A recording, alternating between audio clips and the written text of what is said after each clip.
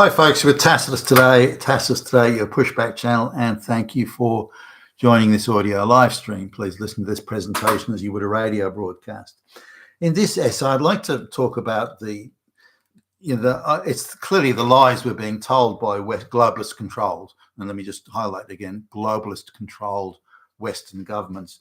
No Western country other than perhaps the United States, and this is only recent because of Donald Trump, but no Western country is a sovereign country anymore. They are all controlled and directed and ordered by the globalists, including the mass migration numbers they must take in and so on.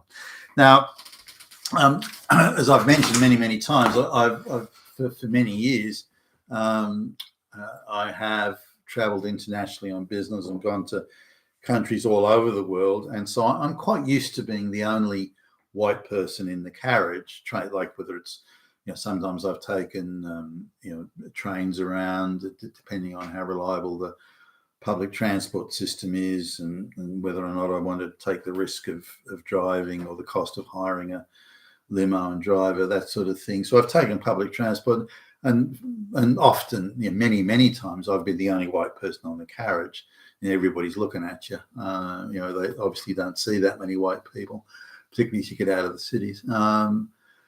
I'm used to being the only white person in the restaurant and this, the traveling around, or the only white person walking down the street. And it's interesting seeing the shock on the face of some of the people when I speak to them in their local language, asking directions or something like that, or booking into a hotel. So I'm quite used to it. I'm not fazed by this at all. I'm used to it, and for decades, I've had that thing where I'm the only white guy in the place, and the look, the surprised look on the face of the hotels. They don't, maybe they just don't get many white guys at these hotels. Say in parts of Asia where they may be used to Japanese businessmen, but not people from not Anglo type guys. Anyway, I'm now experiencing that in Sydney, Australia, that I am the only white guy on the train, or the only white guy in the carriage. I don't have to travel overseas anymore to get that, or go to a third world country. And it's particularly in the third world. As many as third world countries, their economies aren't big. They still have mega rich people there, and the economy is quite small.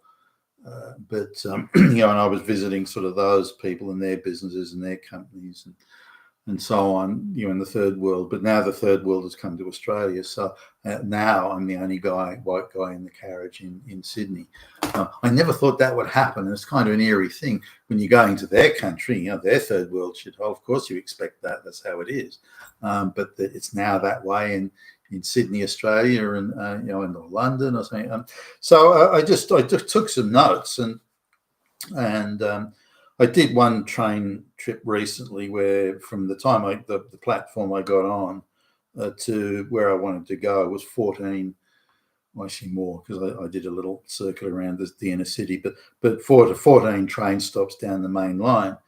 Now in the station I got on, white people majority, not by a whole lot, by the way, but nonetheless, whites were a majority. And there was one other station where whites were majority, again, not by much. But there were 4 train stations where I didn't see any white people at all. Remember, this is out of 14. And there were 12 where non-whites were decidedly, it wasn't even close. Whites may be made up somewhere between 10 and 15%, if that. So this is how it is in Sydney at the moment. Now, this was in peak hour. Maybe it's different, other times when, say, there are older white people traveling. There's not many of them. So, but the trains were crowded, people standing, it's cheek to jowl. You couldn't hear English being spoken anywhere. Everyone's nattering away in their the language of their genetic and cultural sort of origins. And even if they did break to speak in a local accent, speak English, and you could pick the Australian accents, they've been here for a long time, they would still go straight back to whatever language, was their original tone. These people are not integrating. the amount of people who were even spoke with Australian accents but were wearing the national costume of their origins, Indians and Pakistanis, the subcontinent generally, some Africans, African speaking an Australian accent but wearing like a fucking Nigerian prince or something. What are you doing? So are these people have jobs? Are they going to visit the local social security office to get a handout, or are they going to meet with an NGO so they can go placard waving? What do these people actually do? So that's it. So just in 85% of the train stations either had no white people that I could see, no white people, or white people were such a minority that they were close to irrelevant, that sort of thing. Again, only 2 had a white majority, and that was slight. It wasn't by much. The station, as I say, the train station I got on. Now, that train station, when I first moved in this area and first took the train station, the platform was pretty much 100% white. Maybe one Asian or something like that. One Chinese person. Geez, not anymore. Not anymore. So in the space of that, just a few years, it's gone from being effectively 100% white to being probably 60% white. Now the government tells us that there's not that many migrants. What's your problem? There's no mass migration. What are you saying, mass migration? You must be Hitler. You must be a fascist, Nazi, white supremacist, misogynist, patriarchal, Hitler, Nazi, SS, swastika, there's only a few. There's only start 1 or 2. What is mass migration? You Nazi. But the evidence of my eyes, tells me different.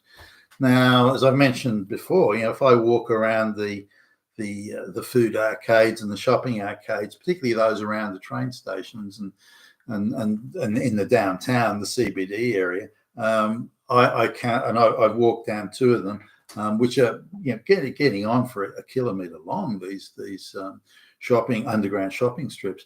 I don't see not one white person in any of these shops, not one.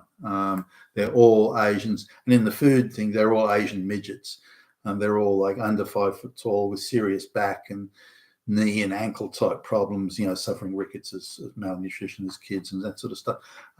And so they've been, some of them quite malformed in my view. They've been imported in mass numbers. What are they, skilled migration? What do they even call this? And they're the people working in those shops, and all talking, by the way, in their again, the language of their genetic diaspora. So and the ones that do speak English, it's only barely.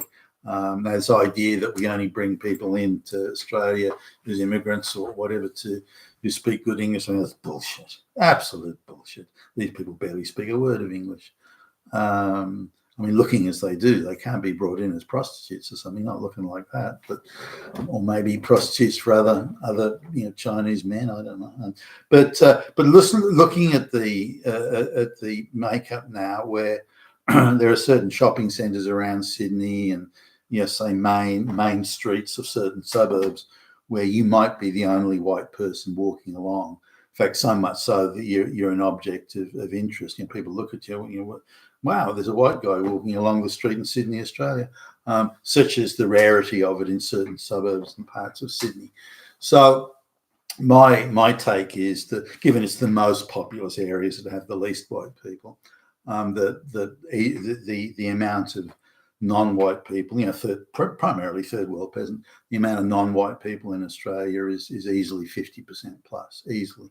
And the idea that the government saying, there's only 1 or 2, what's your problem? That we're being lied to is my opinion, at least.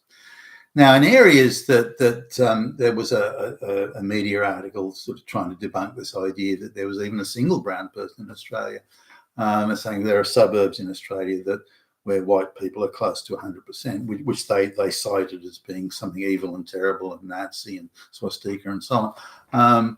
But one of these suburbs, and quite a few people I know live in this suburb, is one of the richest postcodes in Australia. You're lucky to find even a low-level, entry-level house that's under $5 million at this place. But the amount of places that are on acreage and the big sandstone building on acreage, that sort of thing, means that in terms of the amount of properties in that suburb, it's one of the smallest suburbs in Australia in terms of the number of properties, because the size of the blocks of land that the properties are on, again acreage in many cases, is so large. So you've got a lot of these places have tennis courts and swimming pools, not small little backyard above ground pools. We're talking substantial in-ground pools, grand outdoor entertaining areas and the like. So you'd need an acre of land just to have all that in as a minimum, and some of these places have more than an acre, 2 acres, 3 acres, so much bigger than anything resembling a block of land. Now, the area that I live in, which is the street I live in, for example, is 100% white, but it's right on a national park. So I have 360-degree views of trees and parkland and that sort of thing. So that's not something that third world peasants want. They're not into that. They want the downtown, the towering apartment blocks and this sort of thing. It's also not close to a major transport link, which again seems to the third world people want to cluster around transport hubs, particularly rail interchange places. And you look at every rail interchange around Sydney, every one of them has a very low white population there. Now, does it bother me? I mean, am I that? Again, I'm very used to being the only white person in the train or the place. So, I guess I'm sort of see it differently. But what I don't like is why the government thinks they must lie to us. Why are they doing this? Firstly, the government does not have permission. I know the globalists have told them to do it. The government does not have permission to bring in these mass migrants. If they were to hold an election or a referendum on it, it would be crushed, which is why they don't have a referendum on it. But they keep on doing it. And then they try and lie to us and say, well, we need these people because of the skills. What? Illiterate third world peasants from some rural back block somewhere that they've got the skills? I mean, you're kidding me, right? So that's a lie. Well, we bring it because Australians won't do the work. That's a lie. You've created an artificial underground black economy, in effect, that's detached from the commercial capitalist economy, where you've got slave labour living 20 to a one-bedroom apartment and working in some fucking takeout food shop that couldn't exist without slave labour. What do you mean? Is that the skills you're talking about? Is those the jobs that Australians don't want? Give me a break. And so we're only bringing people in with qualifications that speak good English. Oh, what a lie. That's bullshit. So the lies are just endless, lie after lie after lie, and misrepresent. So my take on it is that there's, and this is only my opinion, of course, that 50% plus of the population of Australia is already third world peasant, non-white, and it's continuing unabated. And this idea that it's only a small minority and stop talking about it, you Nazi. No, I dismissed it out of hand. You've been fantastic today, your Pushback channel. Thank you for listening.